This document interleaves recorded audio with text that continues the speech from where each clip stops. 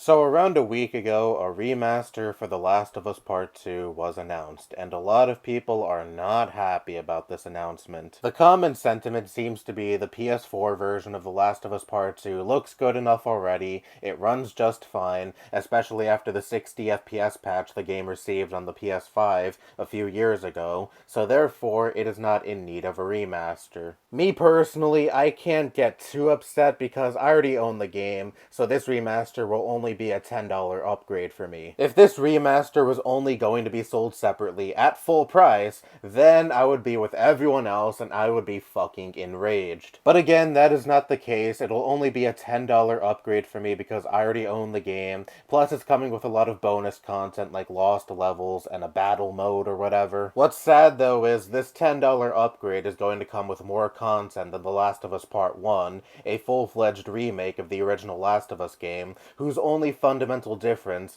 was just having prettier graphics, and that was sold at full price. It was not a $10 upgrade for those who already own the original Last of Us. But anyways, the announcement of The Last of Us Part 2's remaster got me thinking, when is a remaster or a full-fledged remake warranted? Here's my take. If a game is not widely available anymore, then it is warranted to at least remaster said game. Take Paper Mario The Thousand Year Door, for example. Great game, often hailed as the best Paper Mario game, but for the longest time, it's been stuck on ancient hardware. It's a GameCube game that released in 2004, and that is finally not going to be the case anymore next year. Until next year, the only way to legitimately play The Thousand Year Door is to either dust off your GameCube or Wii, and if you don't have a copy of the game, you might have to cough up over $100 for even just the disc. Or, you could just emulate the game. Whoa, Nintendo, you didn't hear anything. But yes, if a game is stuck on old hardware, then I think that is the perfect justification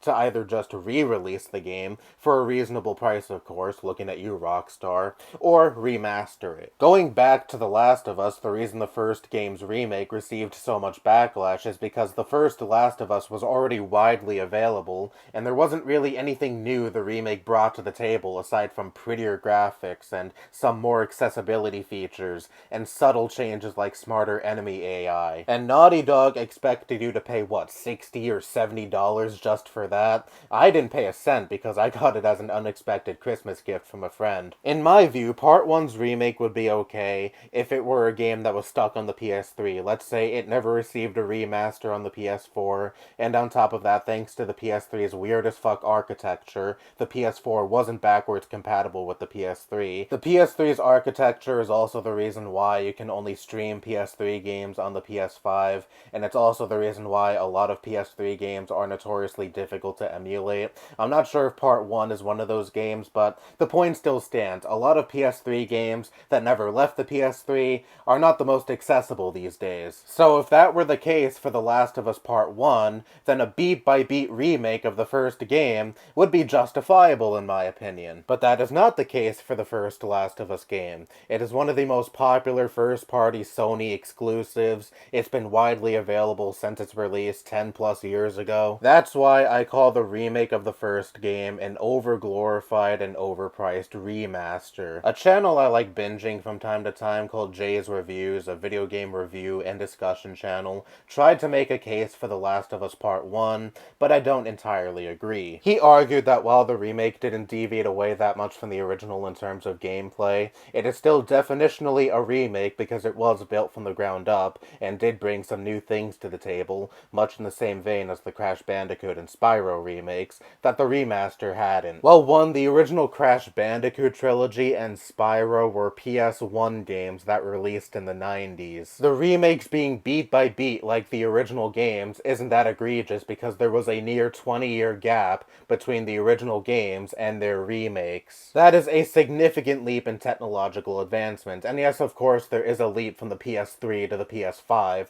no doubt, but it's not nearly as drastic as going from the PS1 to the PS4. Yes, in some aspects, the original Last of Us can be considered a little rough by today's standards, but it is not by any means an outdated game. It only came out in the early 2010s. I still consider it modern enough to be enjoyed by people who only started gaming in the last few years. For me personally, a remake of a game needs to bring something that is not only new, but significant significant to the table to justify its existence. My ideal Last of Us remake would be a remake that incorporated all of the new gameplay mechanics that Part 2 introduced, and overhaul all of the combat areas in the first game to accommodate these new gameplay mechanics. In my opinion, the gold standard for modern video game remakes is what Capcom has been doing with the Resident Evil franchise for the last few years. The Resident Evil 4 remake, fucking masterpiece, my game of the year. It's probably gonna lose to Baldur's Gate or Zelda or Spider-Man 2 at the Game Awards, but who fucking cares? I love the game and that's all that matters to me. I may still love the original more, the original is my favorite game of all time, but